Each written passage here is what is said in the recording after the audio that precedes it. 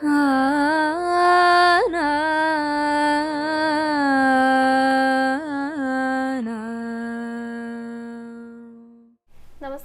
Guruvayur devotees ഓൺലൈനിലേക്ക് ഏവർക്കും സ്വാഗതം. സർവം കൃഷ്ണമയം. കൃഷ്ണായ വാസുദേവായ ദേവകീനന്ദനായ ച നന്ദഗോപകുമാരായ ഗോവിന്ദായ നമോ നമഃ.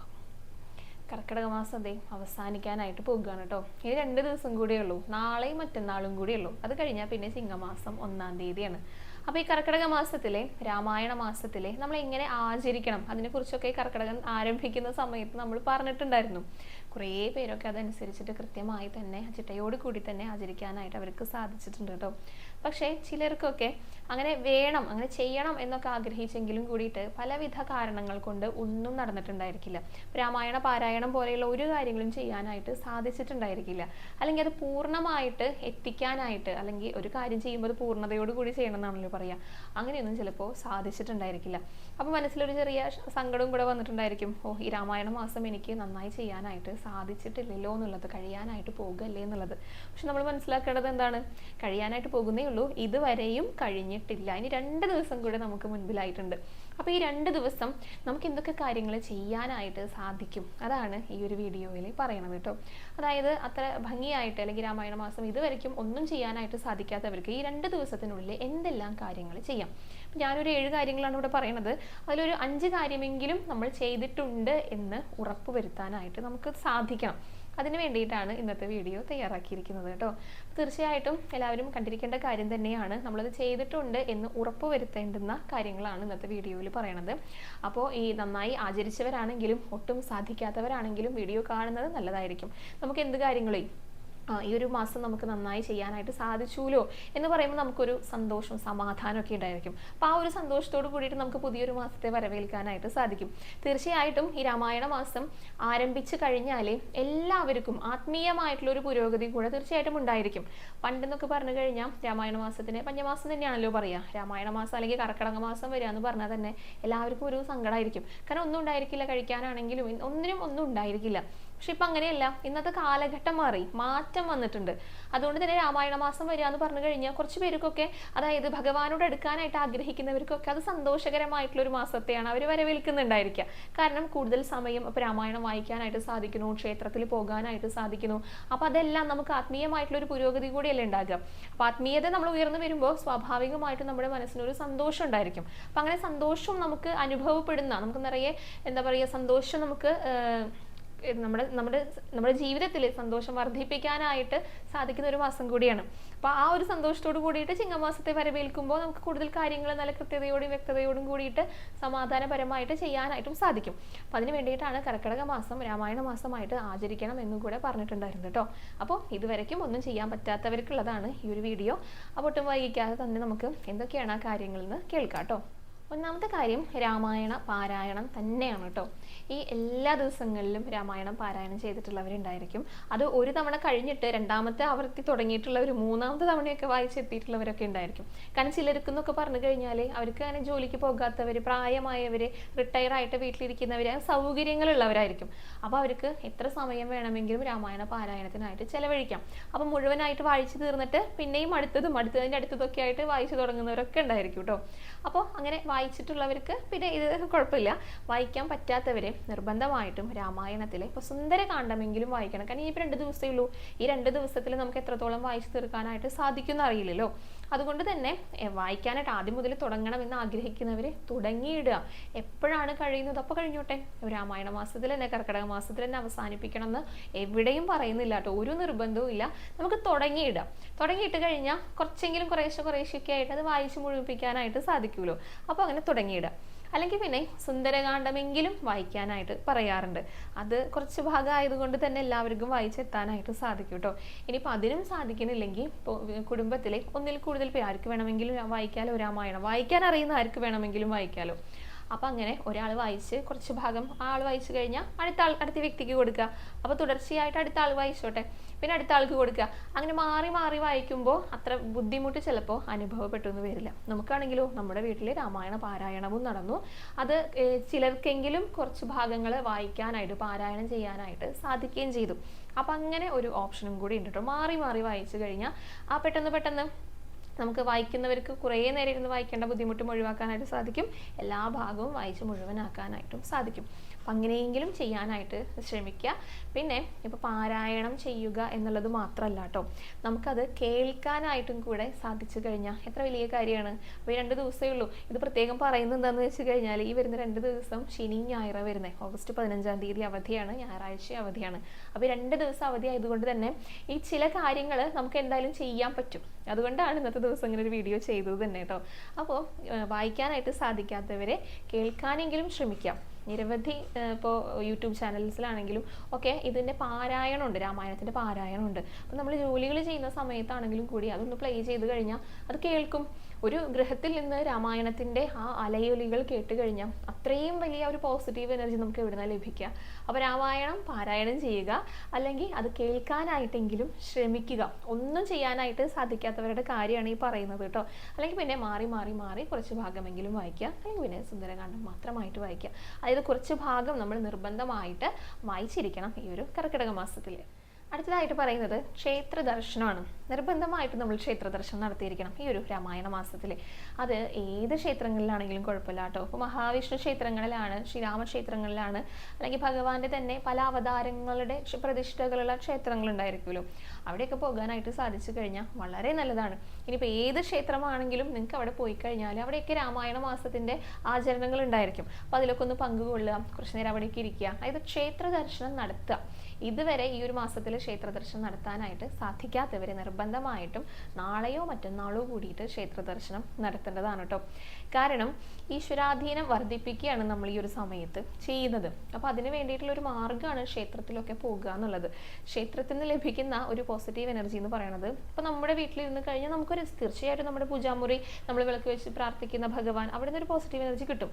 പക്ഷേ ക്ഷേത്രത്തിലുള്ളതെന്ന് പറയുന്നത് അത്രയും ചിട്ടയോട് കൂടിയിട്ട് താന്ത്രിക വിധി പ്രകാരം ചെയ്യുന്ന കാര്യങ്ങളാണ്. അപ്പോൾ അവിടെ നിന്ന് ലഭിക്കുന്ന പോസിറ്റീവ് എനർജി എന്ന് പറയുന്നത് അത്ര വലുതായിരിക്കും. ഇതൊക്കെ നമുക്ക് ലഭിക്കാൻ വേണ്ടിയിട്ടാണ്. അതിലൂടെയൊക്കെയാണ് നമുക്ക് ഈശ്വരാധീനം വർദ്ധിക്കുന്നതായിട്ട് കാണാനായിട്ട് നമുക്ക് സാധിക്കും. അപ്പോൾ ഈ ഒരു മാസം ക്ഷേത്രത്തിൽ പോയിട്ടില്ലെങ്കിൽ തന്നെ നമുക്ക് മനസ്സുകൊണ്ട് തന്നെ ഒരു മടുപ്പ് തോന്നും. ഒന്ന് പോകാൻ പറ്റിയില്ലോ എന്നുള്ളൊരു ചിന്ത ചിലപ്പോൾ വരും. അങ്ങനെ ഭഗവാന്റെ അടുത്ത് എത്തണമെന്ന് ആഗ്രഹിക്കുന്നവരുടെ കാര്യമാണ് ഞാൻ പറയുന്നത് കേട്ടോ. എല്ലാവർക്കും ഒന്നും തോന്നിയെന്ന് വരില്ല. പല കാരണങ്ങൾ കൊണ്ട് മുടക്കം വന്നിട്ട് ഇരിക്കുന്നുണ്ടായിരിക്കും. അയ്യോ, ഈ കർക്കിടക മാസം ഇത്രയും ദിവസമായിട്ട് എനിക്കൊന്നും ക്ഷേത്രത്തിൽ പോകാൻ പറ്റിയില്ലോ എന്നുള്ളൊരു വിഷമം വരുമല്ലോ. ഇപ്പം ചിങ്ങം വന്നു കഴിഞ്ഞാലും ഈ ഒരു വിഷമം ചിലപ്പോൾ മനസ്സിൽ കിടക്കും. അപ്പോൾ ഇതൊക്കെ നമുക്ക് ആ ഒരു വിഷമം എന്ന് പറയുന്നത് ചിലപ്പോൾ നെഗറ്റീവായിട്ട് ബാധിക്കും. അപ്പോൾ അത് ഈശ്വരാധീനം കുറയുന്നതായിട്ടുള്ള ലക്ഷണങ്ങളായിട്ടാണ് പറയുക. അതുകൊണ്ട് തന്നെ ഇനി 2 ദിവസമേ ഉള്ളൂ, നിർബന്ധമായിട്ടും ക്ഷേത്ര ദർശനം നടത്തിയിരിക്കണം. ഇനിയിപ്പോൾ നാലമ്പലത്തിലൊക്കെ പോകാനായിട്ട് സാധിച്ചു എന്ന് വെച്ച് കഴിഞ്ഞാൽ ഏറ്റവും നല്ലത്. ഇപ്പം നമ്മുടെ പല സബ്സ്ക്രൈബേഴ്സും നാലമ്പല ദർശനം നടത്താൻ പറ്റാത്തവരുണ്ട്.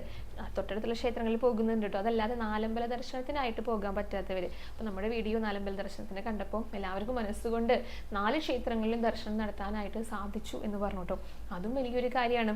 നമ്മൾ വെറുതെ പോയിട്ട് വെറുതെ കണ്ടിട്ട് വന്നാൽ പോരല്ലോ, നമ്മൾ മനസ്സുകൊണ്ട് അവിടെ എത്തുക എന്നുള്ളതാണ്. അപ്പോൾ സങ്കല്പത്തിലാണെങ്കിലും ഒരു ക്ഷേത്രത്തിൽ നമുക്ക് പോയി വരാനായിട്ട് സാധിച്ചു കഴിഞ്ഞാൽ അതും വളരെ നല്ലതാണ്. അപ്പോൾ നമുക്ക് ഗുരുവായൂർക്ക് വരണമെന്ന് വിചാരിക്കുക. നമ്മൾ ഗുരുവായൂർക്ക് വരുന്നതായിട്ട് ഇതൊക്കെ വെറുതെ ഇരുന്നിട്ട് നമ്മൾ ഗുരുവായൂർ പോയി വന്നു അങ്ങനെ പറയുന്നതല്ല.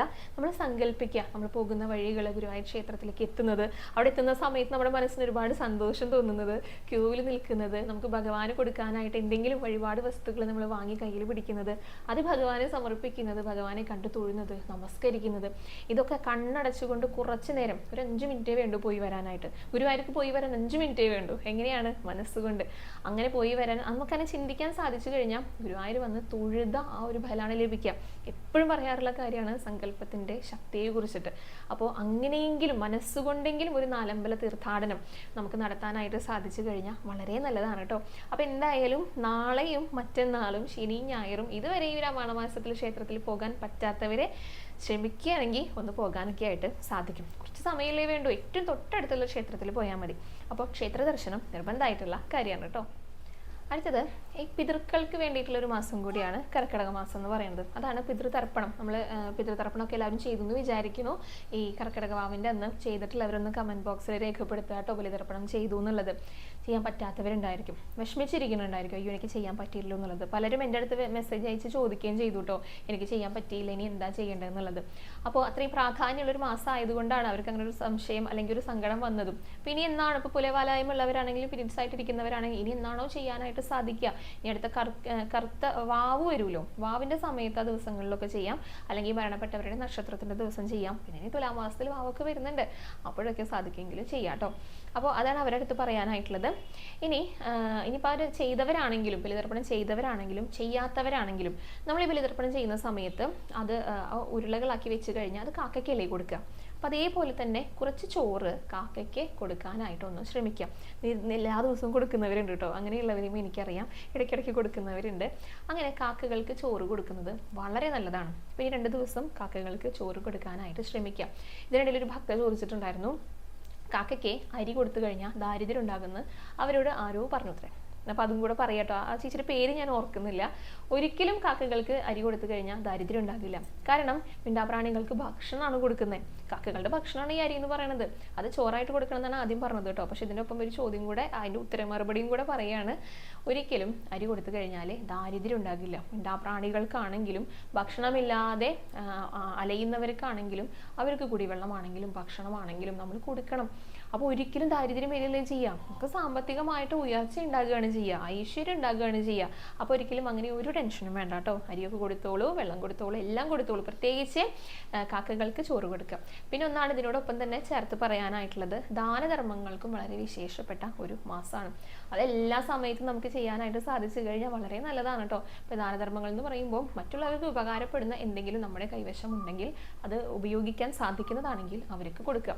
പ്രധാനമായിട്ടും ഭക്ഷണം, വസ്ത്രം, ഇതൊക്കെയാണ് കൊടുക്കേണ്ടത്. അപ്പോൾ അതും നമുക്ക് കൊടുക്കാനായിട്ട് സാധിച്ചു കഴിഞ്ഞാൽ, കൊടുത്ത നിരവധി പേരുണ്ട് കേട്ടോ ഈ ഒരു മാസത്തിൽ, അങ്ങനെ എന്തെങ്കിലും കൊടുക്കാനായിട്ട് സാധിച്ചു കഴിഞ്ഞാൽ അത് വളരെ നല്ലതാണ്. ഇപ്പം നമ്മുടെ വീട്ടിലേക്കൊക്കെ വരും.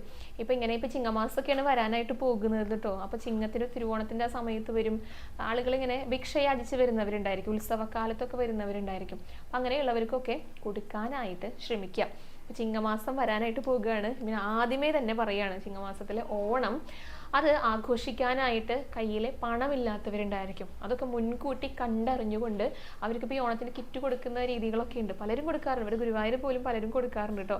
അങ്ങനെയൊക്കെ നമ്മുടെ തൊട്ടടുത്തുള്ളവർക്ക് ഒരു ഓണക്കിറ്റ് കൊടുക്കുക. അവർക്ക് അന്നത്തെ കാര്യങ്ങൾ ഭംഗിയായിട്ട് ചെയ്യാൻ വേണ്ട കാര്യങ്ങൾ ഉൾപ്പെടുത്തിക്കൊണ്ടുള്ള ഒരു ഓണക്കിറ്റൊക്കെ കൊടുക്കാനായിട്ട് സാധിച്ചു കഴിഞ്ഞാൽ അത് വളരെ നല്ലതാണ്. അപ്പോൾ ആ തീരുമാനങ്ങളൊക്കെ ഈ ഒരു മാസത്തിൽ തന്നെ നമ്മൾ എടുക്കേണ്ടതാണ് കേട്ടോ. പിന്നെ അടുത്ത കാര്യം എന്ന് പറയുന്നത് ആരോഗ്യ സംരക്ഷണമാണ്. ആരോഗ്യ സംരക്ഷണത്തിനെ കുറിച്ചിട്ട് ഞാൻ ഈ കഴിഞ്ഞ മാസത്തിൽ നന്നായിട്ട് പറഞ്ഞിട്ടുണ്ട്. അപ്പോൾ ഫുൾ വീഡിയോ ആയിട്ടും ഷോർട്സിലൊക്കെ ഞാൻ പറഞ്ഞിട്ടുണ്ടായിരുന്നു. നിരവധി പേരൊക്കെ അത് ചെയ്തിട്ടുണ്ടായിരിക്കും, പക്ഷെ ചെയ്യാത്തവരുണ്ടായിരിക്കും. ഇപ്പോൾ ഔഷധക്കഞ്ഞി കുടിക്കാനായിട്ട് ഇനി സമയമൊന്നുമില്ല, പക്ഷെ അതിന് ഇനി സമയം നോക്കേണ്ട ആവശ്യമില്ല. നമ്മുടെ അടുത്ത് 2 ദിവസമേ ബാക്കിയുള്ളൂ. നമ്മളത് തുടങ്ങി വെക്കുക. അത് ഏത് തരത്തിലുള്ള ഔഷധ സേവകളാണെങ്കിലും നമ്മൾ തുടങ്ങി വെക്കുക. തുടങ്ങി വെച്ച് കഴിഞ്ഞാൽ അത് എന്തായാലും നമുക്ക് മുഴുമിപ്പിക്കാനായിട്ട് സാധിക്കും. ഒരു 7 ദിവസമെങ്കിലും നമുക്ക് ചെയ്യാനായിട്ട് സാധിച്ചു കഴിഞ്ഞാൽ നമ്മുടെ ആരോഗ്യമാണ് ഏറ്റവും വലിയ സ്വത്ത്. നമുക്ക് ആരോഗ്യത്തോടെ ഇരിക്കാനായിട്ട് സാധിച്ചെങ്കിലാണ് അടുത്ത വരുന്ന ഒരു മാസത്തെ നമുക്ക് ഭംഗിയായിട്ട് ആ ഒരു കാര്യങ്ങളൊക്കെ നിർവഹിക്കാനായിട്ട് സാധിക്കുള്ളൂ. അപ്പോൾ ആരോഗ്യം എന്ന് പറയുന്നത് വളരെ പ്രധാനപ്പെട്ട ഒന്നാണ്. അത് ഇതുവരേക്കും ആരോഗ്യ സംരക്ഷണത്തിന്റെ ഒരു കാര്യവും ചെയ്യാത്തവരെ ഒരു കാര്യമെങ്കിലും നമ്മൾ തുടങ്ങി വെക്കുക.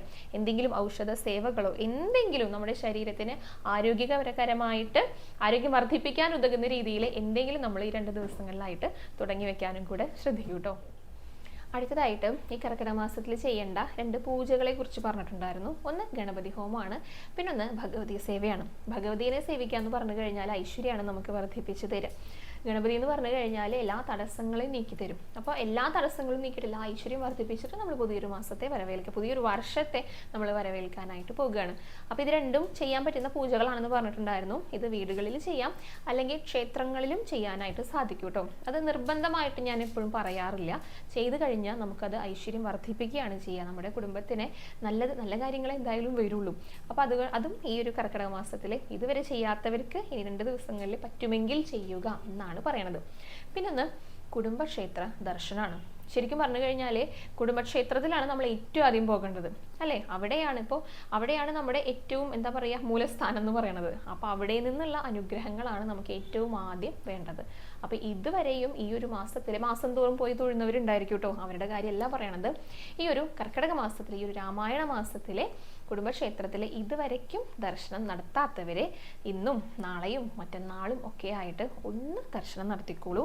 അവർ നന്നായിട്ട് പ്രാർത്ഥിച്ചോളൂ. മിക്കയിടത്തും ഭഗവതിമാരായിരിക്കും, അതായത് പ്രധാന പ്രതിഷ്ഠയായിട്ടുണ്ടായിരിക്കുക, കുടുംബദേവതയായിട്ടുണ്ടായിരിക്കാം.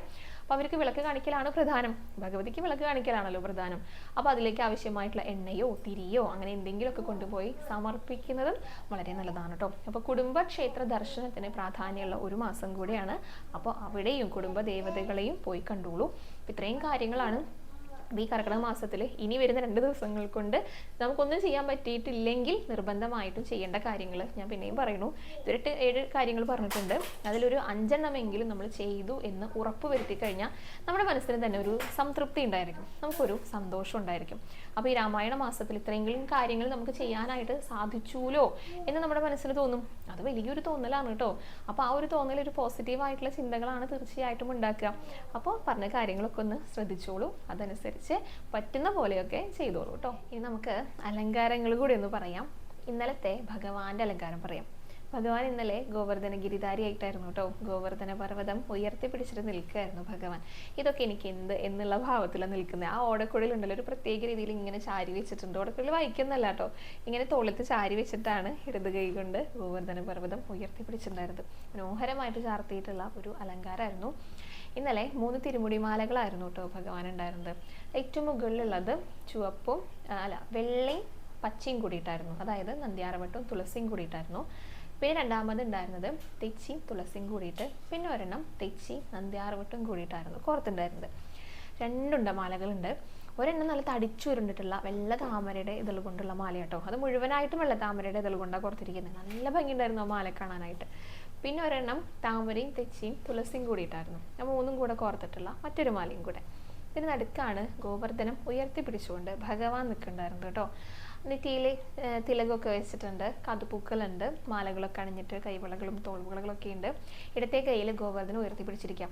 ചെറിയൊരു ഗോവർദ്ധനായിട്ടാണ് ചാർത്തിയിരിക്കുന്നത്. അതിൽ തുളസിയുടെ ഇലകൾ കൊണ്ട് ഇങ്ങനെ മരങ്ങളുടെ സങ്കല്പത്തിൽ ഇങ്ങനെ ഒട്ടിച്ച് വെച്ചിട്ടുണ്ട് കേട്ടോ. ചെറിയ ഗോവർദ്ധനാണ്. ഭഗവാൻ എന്ത് വലിപ്പവും ചെറുപ്പമൊക്കെ അല്ലേ. എത്ര വലുതാണെങ്കിലും ഭഗവാൻ അത് നിസ്സാരം, എത്രയും ചെറുതാക്കാൻ പറ്റും അത്രയും ചെറുതാക്കിയിട്ടാണ്, ഒരു ഭാരവുമില്ലാതെയാണ് ഭഗവാൻ ഉയർത്തുക. നമ്മുടെ അടുത്ത് തന്നെയാണ് പറയുന്നത്, നമുക്ക് എന്ത് വിഷമങ്ങളുണ്ടെങ്കിലും അത് എത്ര വലുതാണെങ്കിലും ഭഗവാനെ സംബന്ധിച്ചിടത്തോളം അത് നിസ്സാരമാണ്, വളരെ ചെറിയ കാര്യങ്ങളാണ്. അപ്പം നമ്മൾ എന്ത് ചെയ്യണം? എത്ര വലിയ കാര്യങ്ങളുണ്ടെങ്കിലും നമുക്ക് ചെയ്യാൻ പറ്റുന്നില്ല നമുക്ക് ഉറപ്പുണ്ടെങ്കിൽ അത് ഭഗവാനെ ഏൽപ്പിക്കാം. ഏറ്റവും ചെറുതാക്കിയിട്ട് നമുക്ക് തരും. അത്രയും വിശ്വാസം ഉണ്ടായിരിക്കണം. ഇത് ഭഗവാനെ കൊണ്ട് ചെയ്യാൻ സാധിക്കും, എന്നെ കൊണ്ട് പറ്റില്ല, ഇനി ഭഗവാനെ കൊണ്ടേ കഴിയുള്ളൂ എന്നുള്ള ആ ഒരു ഘട്ടം വരുമല്ലോ.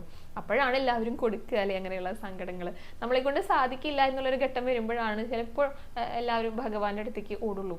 ആ ഒരു പൂർണ്ണ സമർപ്പണത്തോട് കൂടിയിട്ട് അവിടെ എത്തിച്ചു കഴിഞ്ഞാൽ, പൂർണ്ണമായിട്ടും ഭഗവാനിൽ ശരണാഗതി പ്രാപിച്ചു കഴിഞ്ഞാൽ പിന്നെ ഭഗവാൻ നോക്കിക്കോളും. വളരെ എളുപ്പത്തിൽ ഇത്ര വലിയ ഗോവർദ്ധന പർവ്വതം ഈ വിരൽ തുമ്പിൽ എടുത്തുയർത്തിയിട്ടുള്ള ആ ഒരു ചെറിയ ബാലനാണ് നമ്മൾ കൊടുക്കുന്നത്. അപ്പോൾ ആ കുട്ടിക്ക് അത് ചെയ്യാൻ സാധിക്കുന്നുള്ള ആ ഒരു ഉറപ്പ് നമുക്കുണ്ടായിരിക്കണം. ഭഗവാന്റെ കൂടെ താമസിച്ചിരുന്ന വ്രജവാസികൾക്ക് എല്ലാവർക്കും ആ ഒരു ഉറപ്പുണ്ടായിരുന്നു. ആ ഒരു ഉറപ്പ് നമുക്കും ഉണ്ടാകണം എന്നാണ് ഭഗവാൻ നമ്മുടെ അടുത്ത് പറയുന്നത് കേട്ടോ. അത് മനസ്സിലാക്കി തരുന്ന ഒരു അലങ്കാരമായിരുന്നു. അപ്പോൾ ഇടത്തെ കയ്യിലാണ് ഗോവർദ്ധനം പിടിച്ചിരിക്കുന്നത്, വലത്തെ കയ്യിലാണ് പൊന്നോടക്കുഴൽ പിടിച്ചിട്ടുണ്ടായിരുന്നത്. അതിങ്ങനെ തോളത്ത് ചാരി വെച്ചിരിക്കുകയായിരുന്നു. അരയിലേക്ക് ഇങ്ങനെയൊക്കെ കിട്ടിയിട്ടുണ്ട്. ചുവപ്പ് നിറത്തിലുള്ള പട്ടുകോണുണ്ട്. 2 കാലുകളും ചേർത്ത് വെച്ചിട്ട് കാൽത്തളകളൊക്കെ അണിഞ്ഞിട്ടാണ് ഭഗവാൻ നിൽക്കുന്നുണ്ടായിരുന്നത് കേട്ടോ. അപ്പോൾ ഗോവർദ്ധന ഗിരിധാരിയായിട്ടുള്ള നമ്മുടെ പൊന്നുണ്ണി കൃഷ്ണനെ എല്ലാവരും ഒന്ന് മനസ്സിൽ കണ്ടോളൂ. എന്നിട്ട് നന്നായി ഒന്ന് നമസ്കരിച്ചോളൂ. ഗുരുവായൂരപ്പ ശരണം എന്നൊന്ന് കമൻറ്റ് ബോക്സിൽ രേഖപ്പെടുത്തിക്കോളൂ. ഇനി നമുക്ക് ഭഗവതി അമ്മയുടെ അലങ്കാരം പറയാം കേട്ടോ. ഭഗവതിയെ അതിസുന്ദരിയായിട്ടാണ് ഇന്നലെ അലങ്കരിച്ചിരിക്കുന്നത്. താമരപ്പൂവിൽ, നല്ല വിടർന്ന് നിൽക്കുന്ന താമരപ്പൂവിലായിരുന്നു ഭഗവതി ഇരിക്കുന്നുണ്ടായിരുന്നത് കേട്ടോ. താമര അങ്ങനെ ചന്ദനത്തിൽ നല്ല ഇതളുകളോട് കൂടി ചാർത്തിയിട്ടുണ്ട്. അത് വെളുത്ത നൂല് കൊണ്ട് ഓരോ ഇതളുകൾക്കും ഔട്ട്ലൈൻ കൊടുത്തിട്ടുണ്ട്. അപ്പം നല്ല വിടർന്ന് നിൽക്കുന്ന താമരപ്പൂവ്, അതിലെ ചുവന്ന പട്ടുകൊടുത്തിട്ട് പടിഞ്ഞിരിക്കുകയാണ് ഭഗവതി. അഭയ വരദാന മുദ്രകളോട് കൂടിയിട്ടാണ് ഭഗവതി ഇരിക്കുന്നുണ്ടായിരുന്നു കേട്ടോ. നല്ല ചുവന്ന പട്ട്. പിന്നെ ദേഹത്ത് ഒരു ഇളക്കത്താലി പോലെയുള്ള മാലയുണ്ടല്ലോ, അതിന് ദേഹത്ത് വെച്ചിട്ടുണ്ട്. കുഞ്ഞു ദേഹമാണ്, കുഞ്ഞു സ്വരൂപത്തിലാണ് ചാർത്തിയിരിക്കുന്നത്, വലിയ സ്വരൂപമൊന്നുമല്ല. അതുകൊണ്ട് തന്നെ ഈ മാല വെച്ചപ്പോൾ തന്നെ ദേഹമൊക്കെ മുഴുവനായിട്ട് മറഞ്ഞു. അപ്പോൾ അതൊരു കുപ്പായം പോലെ നമുക്ക് തോന്നിപ്പിക്കും. പിന്നെ കഴുത്തിൽ കുഞ്ഞിതായിട്ട് ഇങ്ങനെ കുടുങ്ങി കിടക്കുന്ന ഒരു കുഞ്ഞു മാലയും കൂടെ ചാർത്തിയിട്ടുണ്ട് കേട്ടോ. എന്നിട്ട് 2 കൈകളിലും അഭയ വരദാന മുദ്രയാണ് ഭഗവതി പിടിച്ചിരിക്കുന്നത്. നന്നായിട്ട് പുഞ്ചിരിച്ചുകൊണ്ടിരിക്കുന്നത്, ചുണ്ടൊക്കെ ഇങ്ങനെ ചുവപ്പിച്ചിട്ട് കാതിൽ പൊട്ടൊക്കെ വെച്ചിട്ട് നെറ്റിയിൽ പൊട്ട് വെച്ചിട്ട് പിന്നെ കിരീടത്തിന് അതിനെ തട്ടുതട്ടായിട്ടാണോ ചന്ദനം കൊണ്ട് ചാർത്തിയിരിക്കുന്നത്. സുന്ദരിയായിട്ട് നമ്മളെയൊക്കെ അനുഗ്രഹിക്കാൻ നമ്മളെയൊക്കെ സംരക്ഷിക്കാനായിട്ട് വിടർന്നു നിൽക്കുന്ന താമരപ്പൂവിലാണ് ഇന്നലെ ഭഗവതി അമ്മ ഇരിക്കുന്നുണ്ടായിരുന്നത്. അപ്പം എല്ലാവരും ഭഗവതിയുടെ ആ സ്വരൂപം മനസ്സിൽ നന്നായി ധ്യാനിച്ചിട്ട് തൊഴുതു പ്രാർത്ഥിച്ചോളൂ കേട്ടോ. ഭഗവതി അമ്മയ്ക്ക് മുന്നിലും എല്ലാവരും ഒന്ന് നമസ്കരിച്ചോളൂ. അപ്പോൾ ഇത്രയൊക്കെ കാര്യങ്ങളാണ് ഇന്നത്തെ വീഡിയോയിൽ പറഞ്ഞിരിക്കുന്നത് കേട്ടോ. അപ്പോൾ ഇനി 2 ദിവസം കൂടിയേ ഉള്ളൂ. സാധിക്കുന്ന എല്ലാവരും ഈ പറഞ്ഞ കാര്യങ്ങളിൽ 5 കാര്യമെങ്കിലും ചെയ്തിട്ടുണ്ട് എന്ന് ഉറപ്പുവരുത്തുക. ചെയ്തിട്ടുള്ളവരെ കാര്യമല്ല കേട്ടോ പറയണത്. ചെയ്യാനായിട്ട് സാധിക്കാത്ത നിരവധി പേരുണ്ട്. പല കാരണങ്ങൾ കൊണ്ട് ചെയ്യാനായിട്ട് സാധിക്കാത്തവരുണ്ട്. അപ്പോൾ അത് എന്തെങ്കിലുമൊക്കെ ഒന്ന് ചെയ്യുകയാണെങ്കിൽ നമ്മുടെ മനസ്സിനൊരു സന്തോഷം കിട്ടും. ഈ ഒരു രാമായണ മാസത്തിൽ ഇത്രയൊക്കെ കാര്യങ്ങൾ നമുക്ക് ചെയ്യാനായിട്ട്, ഇത്രയെങ്കിലും കാര്യങ്ങൾ നമുക്ക് ചെയ്യാനായിട്ട് സാധിച്ചൂലോ ഭഗവാനെ എന്നുള്ള ഒരു സംതൃപ്തിയോട് കൂടിയിട്ട് പുതിയ ഒരു വർഷത്തെ എല്ലാവർക്കും വരവേൽക്കാനായിട്ട് സാധിക്കട്ടെ. അപ്പോൾ നല്ലൊരു ചിങ്ങമാകട്ടെ എല്ലാവർക്കും എന്ന് ആദ്യമേ തന്നെ പ്രാർത്ഥിക്കുകയാണ് കേട്ടോ.